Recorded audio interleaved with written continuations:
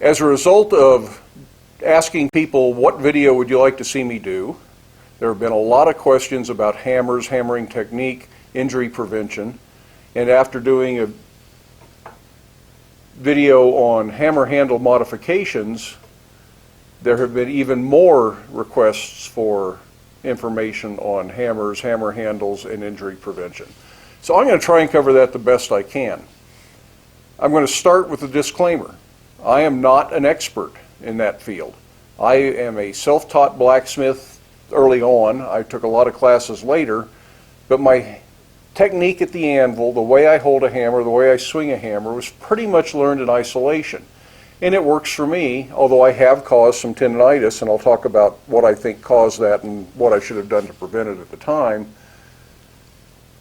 But there was nobody in my early years as a blacksmith saying this is exactly how you should do it. And if you can find somebody that's really good at it and really does know, it's worth spending some time with them. It's worth watching more experienced smiths on YouTube who are outstanding with their hammer technique. People like Mark Asprey and Peter Ross show some wonderful hammer technique. They are some of the most effective people at the anvil that I have ever seen, and I wish I could work the way they do. And part of that is pure strength, stamina, but part of it is experience and part of it is technique. And that all blends together at the anvil to make you more efficient and to help prevent injury. Certainly swinging a heavier hammer is going to get more work done faster, but not if you hurt yourself. So don't swing a hammer heavier than you can use safely. If all you can swing is a 1-pound hammer, you just need to do lighter work. If you can swing a 2-pound hammer, great. Most people can swing a 2 to 3-pound hammer. But when you start getting over 3 pounds, the risk of injuring yourself goes up dramatically with just small changes in technique and hammers, handle size, things like that, can really add up fast. If you watch somebody like Brent Bailey work, there's one video out there, and I'll try to link to it here, that I think he says he's swinging an 8-pound hammer. I can't do that for the way he does. I don't have the strength or the control that he does, and I did not develop that at an early enough age to be able to pull that off. So don't use other people's example of, well, this guy can swing a hammer this size, therefore I should be able to swing a hammer that size. The size hammer you swing and what you work with all day and how long you work in a day is up to your body, and you need to listen to what your body's telling you. The other disclaimer that I have when I talk about injuries and how I address tendinitis and try to treat it is my opinion based on talking to various people, internet research, a little bit of conversation with my doctor, but don't take medical advice from a blacksmith. If you have tendinitis, you should see your doctor, you should see a physical therapist, you should follow their advice, follow their directions, and if it contradicts anything I'm saying, do what they're saying. I'm just going to tell you what worked for me. You can take it for what it's worth. It's free advice, and that's what it's worth. Now these are my most used hammers, and we'll start with the lightest one. This is one I made. It was about 34 ounces when I made it, but with a handle, after being dressed numerous times, it now weighs 2 pounds 5 ounces. So that's right at 37 ounces with a handle. So still very close to that same weight. It's got a relatively short handle on it compared to some. It certainly isn't as long as this one. But it's not a very fat handle. It's just a classic, what they call a blacksmith's hammer handle. And I find those pretty comfortable for my use. The hammer I have probably used the most in my career, or my work as a blacksmith, I guess it wasn't always a career, is this Sears Craftsman cross-peen hammer that now with a handle weighs 2 pounds 9 ounces. It was 2.5 pounds as its original listed weight, so it's pretty much still right there. So dressing a hammer doesn't lighten it very fast. I've been using this one for 30 years. I don't use it as much anymore because I now have this nice William Bastis hammer that is my absolute favorite hammer, It weighs 2 pounds 14 ounces, so it's just shy of 3 pounds. And I can work with this one pretty much all day. If I start to wear out, I usually go all the way down to this one that's just a little over 2 pounds. And for lighter work, this is what I use. You just don't need a big hammer if you're doing light work. If the work gets heavier and I'm really desperate to move material, I'll go to a hammer like this. This is listed as 3 pounds 12 ounces on the stamp that was made. This is a custom-made hammer I had made by Stuart Shirley. And it says it really weighs 4 pounds 4.6 ounces with a handle. So it's a pretty heavy hammer.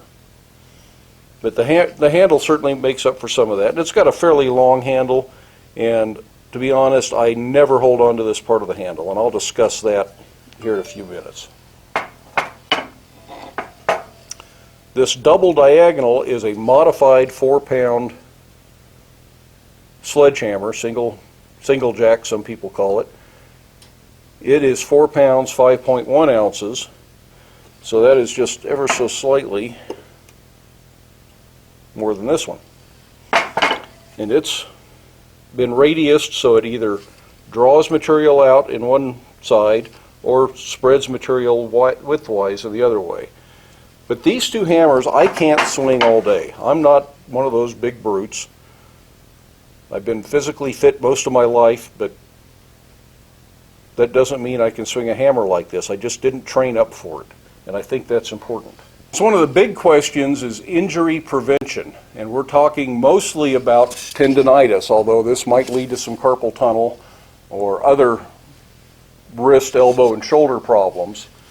The big one that people talk about is tendinitis, blacksmith's elbow, tennis elbow. It's all the same tendon, and there's a tendon that runs up through here that gets really stressed when you over grip. So what causes that? Well, over gripping, clearly. That means if you are squeezing too hard, if you have to squeeze super hard to hold on to this hammer, you're stressing that tendon. The reason that happens is a couple of reasons. One, the hammer handle is too fat. Now, I spent 2 months out of the shop with tendinitis once, or not working efficiently. I still tried to work, but it was miserably painful. And that was because I decided I should be swinging a bigger hammer. So I went to a 3-pound hammer. It was one of those Pedig House hammers with the big club handles that I didn't modify because I didn't know better. And I swung that for about 2 hours. And at the end of that time, my elbow was screaming so bad that I couldn't hardly lift a hammer. And it was 2 months before I felt at all normal again. And still today I have to be careful because that still comes back. It's something you have to worry about. So that fat, heavier hammer, fatter handle, big mistake. Because of that, I was gripping too tight, and I should have quit much earlier. Your body will tell you, and if you don't listen to it, you're going to pay the price.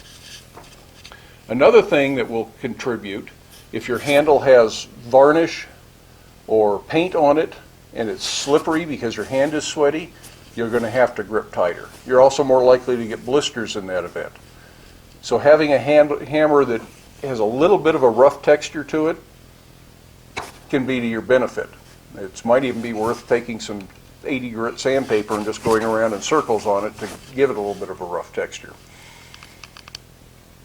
So those are some of the big reasons that I think you get tendinitis. But most of these things, they refer to them as repetitive use injuries, and it's because we're stressing our bodies in one direction only. We're not doing anything but gripping. We're not doing anything that is the opposite effect.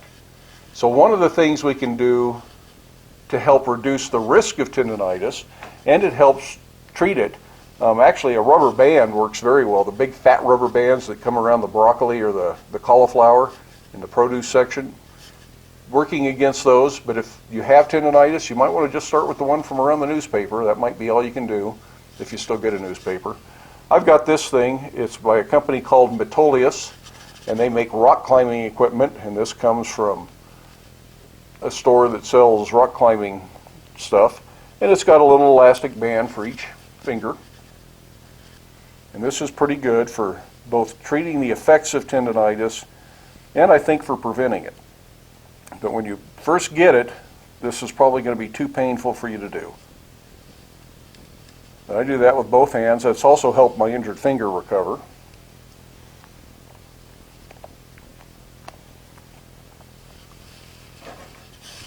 Now, where I'm really going to get off and give you medical advice that I shouldn't be giving you, that you shouldn't be listening to, and you should be going to your doctor, is the treatment once you've got it. Whether it's the stretchy rubber bands, massage.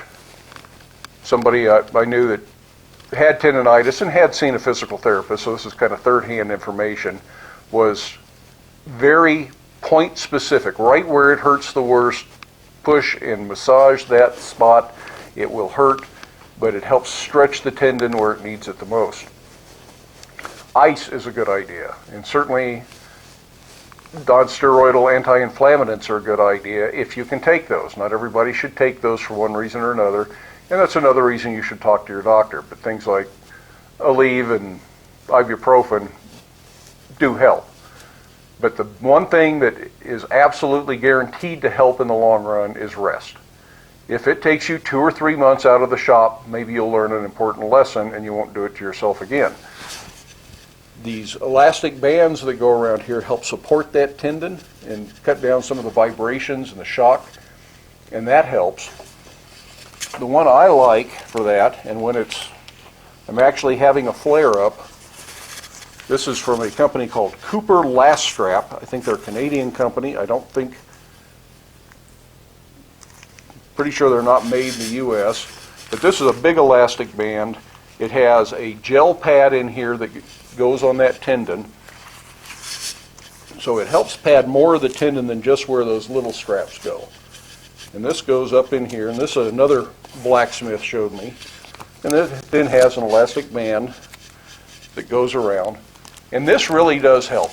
To work in this, one, it keeps it warmer, and that seems to help, but it really pads and cushions it and supports it and helps quite a bit. Again, Cooper Last Strap, L-A-S-T-R-A-P, I think is all it is, although I don't see the name up there. It is. Here, I'll show you the name in the... I don't wear this real often anymore because I'm getting better about preventing it by proper technique than I am needing to treat it. But now, when you're at the anvil, the way you work also affects injury possibilities. You should have a loose grip on your hammer. It shouldn't be a death grip. That hammer should be allowed to rock a little bit. When you hit, if it is actually a little bit loose in your hand at that moment, that shock isn't transferred up your hand. So I frequently just relax my grip. That gives me a chance to get another grip. If it's been slipping a little bit, I can actually adjust my grip up and down the handle slightly at the moment of strike, cinch up on it again a little bit, and lift it. It also rocks a little bit in my hand as I use it. It's not this, but the hammer does come back a little bit without my wrist having to control that. A loose grip. Yuri Hoffy teaches, and this is sort of a Hoffy style hammer, although the handle is no longer. I put a handle I like on it, but likes something that kind of pivots this way. And that's something I can't really teach you because I don't really know how to do it. I've tried it, and it does help. And sometimes if I'm starting to get a little bit sore, but I just need to finish something up, I'll kind of switch to that little pivoting technique. And while it's a little awkward for me, I think it does help relieve some of the strain on your tendon. An anvil that is too low means that your elbow is locking every time you swing that hammer. Now, if you bend down, that's okay. You can overcome that. That's bad on your back, so that's uncomfortable. So having the right height anvil matters. If your hammer is too high, that's going to be hard on your shoulder because you're going to have to lift more with your shoulder to work. So there's a lot of things that happen at the anvil that affect injuries. It's not just the elbow, it's the wrist, it's the shoulder, it's your back. There's lots of things that get tired from repetitive hammering. If you're doing everything right and you're used to it, you've got some physical conditioning, you can work all day and you don't suffer too much from it. You're just tired at the end of the day. Your other hand can suffer. Francis Whitaker used to wear a brace on his left hand after years of upsetting to prepare weld scars. He had started upsetting in the vise because of that. So upsetting in the vise, upsetting here, doing whatever it takes to avoid jamming your hand is probably a good idea. Sometimes this is the most practical way to do it. Get it braced against your thigh if you can. Whatever it takes to make that a little bit easier on you. This is hard on your shoulder. Like I say, up here, this is not really very natural. You can't get that good swing. Having a low block, which is not really what this block is for, makes it a lot better. My swedge block is a little bit lower than this, or about the same height, and that's not a bad place to go. The block on the floor for bars that are that long, again, that makes your life a little bit easier, less likely to stress yourself working up here. And you're not always going to follow all the rules because you're working here and you need to do this real quick, you do it. But if you're doing that all day long, your shoulder is going to pay the price.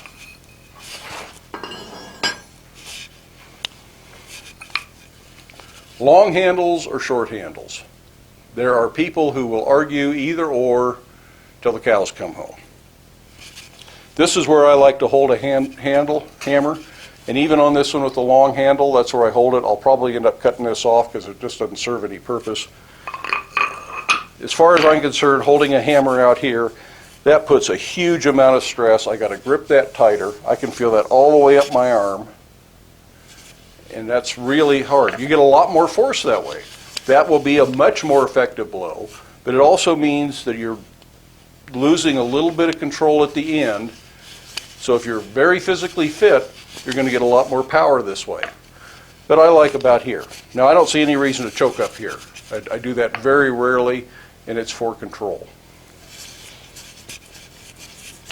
But somewhere about here, and again, you will find your sweet spot.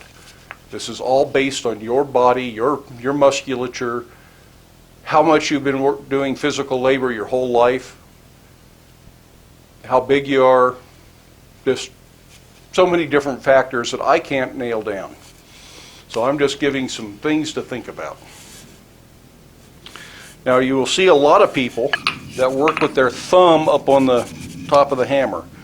That is a very good way to cause problems through here and in your elbow. It does improve accuracy. It makes your aim a little bit better. It helps control this side-to-side tip a little bit. But it puts so much stress on here that I think it's a really bad idea. If you do that, do it only for very fine work where you just absolutely need that control, and then go back to this. And again, here's that loose grip that I like. Oop, get my hammer down there. You can see how that swings. It's not really this loose, but to exaggerate it.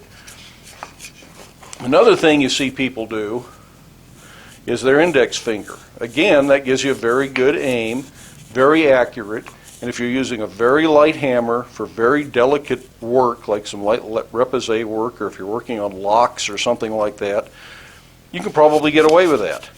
For forging at the anvil, I wouldn't do it. I probably do this sometimes, but very rarely. Mostly it's like this. Again, loose grip.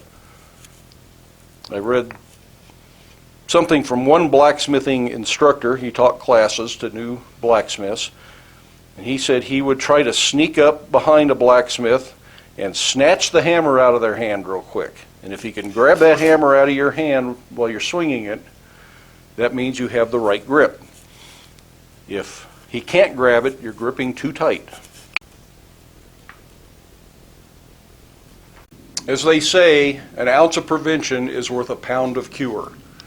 So learning to have a relaxed grip, modifying your hammer handle so it is not something you have to really get a grip on. You know, if your fingers don't go around here, it doesn't do you any good. I think your finger should not quite touch the heel of your hand when you wrap your fingers around your hammer handle. If they touch, then it's probably too small a handle, and if they only come around part way, then you're going to have to grip too tight. Now, not relating to hammering specifically, but somebody had asked about addressing the anvil, or how do you stand at the anvil, and that does somewhat affect the way you hammer. But generally, you should stand with 1 foot back, your legs about shoulder width apart, and maybe with a slight bend in your knees. You don't want to lock your knees, that gets old all day. And if you need to adjust at the anvil, because your anvil height may be a little bit low, instead of bending over, try just a little bit more bend in your knees and keep your back straight. That'll probably make your back happy. Your legs will get tired, but it probably won't cause any injuries. Don't be afraid to get close to your anvil. Again, my feet are still about shoulder width apart. Standing like this just makes you a little bit off balance, and it's going to be harder to control what you're doing. So don't do this. Keep your feet apart. And 1 foot back is pretty typical, but the same thing if I'm at the side of the anvil. I can put my hip right up against the horn, stabilize my body, and I can really see what I'm working on. Being able to get in like this can really make a difference. And scrunching down, sometimes you have to bend over, but I'd be careful bending over too far, because if your hammer bounces back, you could end up popping yourself in the nose with it. So keep it over here. So we've talked briefly about hammers, your grip on the hammer, your stance at the anvil, but we haven't talked too much about your swing. Your swing in most cases should involve your entire side, whatever side you hammer on. Your wrist plays a factor, your forearm, your upper arm, and your shoulder are all in that. It isn't just from the wrist. Now, a lot of times you'll see me, I'm only swinging about this much, but my bicep does a lot of the lift, but my shoulder is moving too. I can feel my shoulder lifting this part of my arm up, and as I come down, my wrist gives it that last little snap, gives it that last little bit of acceleration. If I'm doing heavier work, I'll come up to about here. Now, I don't really ever do this. I've seen pictures of people doing that. I think they might be a little bit staged. I've never seen anybody that really works like this continuously. It might be possible. My aim kind of goes off when I do that. But bringing the hammer up here so it's just next to your ear, I think is a pretty good habit to be in. You won't see that a lot on the videos, because a lot of times I'm talking and thinking, and so I'm more down here. But it still is a full arm swing. I'm still doing this. It's not in here just bending the elbow, and it's not doing this. Those things just don't work very well. The more muscles, the more joints you involve in this, the more it spreads the work out, and the less likely you are to damage one part of your arm. And the more efficient you're going to be. So it's a very good blow. When you come down, your hammer should be parallel to the face of the anvil unless you need to be doing something else, and that's okay. Like I say, if you need to be down here, instead of bending over, either drop that back leg further back or scooch down a little bit and you can be down.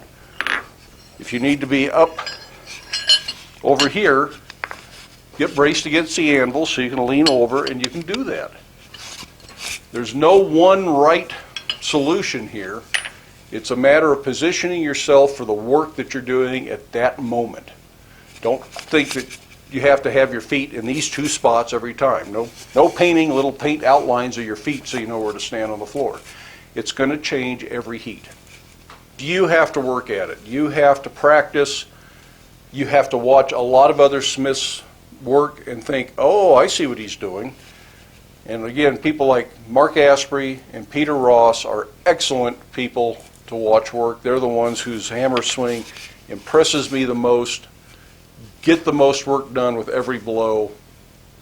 They're quite impressive to watch. And I know it's hard to find Peter Ross videos on YouTube, but I'm sure there are a few of them out there. So I hope that helps. I hope that answers the questions everybody had. Probably not completely, but it's probably about the best we're going to get right now.